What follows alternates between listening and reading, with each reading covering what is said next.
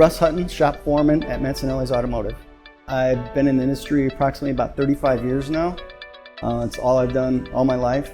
I enjoy working on cars, I always have. It's something that just always came natural to me. I love the technical challenges, especially the newer vehicles. I feel the industry, and the reason I'm staying in the industry and really enjoy it is when it's not going away. We've gotten into hybrid and electric vehicle repairs, and that's really just intrigued me. I mean, it's the future of the industry, and it's just something that I find really challenging, and I love the challenge of doing it. And that goes along with all the auto repairs. It's just something I really enjoy doing. We do whatever it takes. I mean, we provide excellent customer service. We highly value our quality of work we've done here. I mean, that goes from just our general repair services all the way up to our hybrid and electric vehicle services.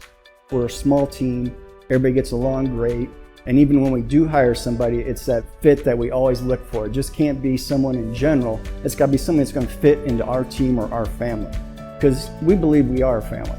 That's why we can provide the family service that we do. Excellent benefits, pay, training. If you're a hard worker and a dedicated worker and want to fit into a family-oriented team and repair facility, Mancinelli's is the place for you.